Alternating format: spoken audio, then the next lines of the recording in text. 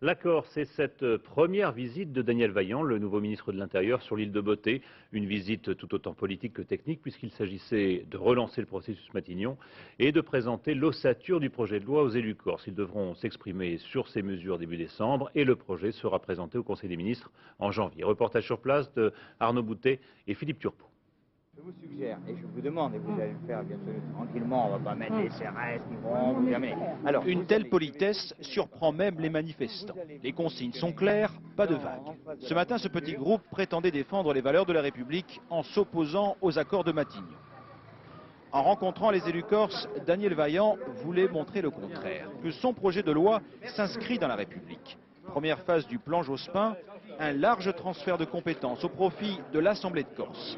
De la culture au transport, ces élus disposeront de plus de pouvoir. Nous sommes saisis d'une situation spécifique à la Corse et des problèmes qu'elle rencontrait, ce qui n'est pas le cas d'autres régions du continent qui n'ont pas la même histoire, pas les mêmes difficultés et qui n'ont pas les mêmes aspirations. Quant aux critiques que suscite cette réforme, José Rossi les balaye d'un revers de la main. Donc les parlementaires... Il ne s'agit pas d'éloigner la Corse de la République, c'est exactement le contraire qu'on veut faire. Et donc ici en Corse, on en a un peu assez des matamores qui nous expliquent ce que nous devons faire. Certes, Daniel Vaillant propose un enseignement obligatoire de la langue corse. Mais à la sortie, les nationalistes affichent leur déception. Nous attendons toujours plus parce que nous fondons de grands espoirs sur la démarche actuelle.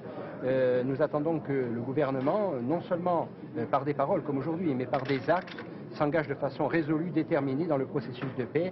Daniel Vaillant refuse de regrouper les prisonniers corses à Bastia. Et ce n'est pas la petite manifestation nationaliste de ce soir qui devrait le faire changer d'avis.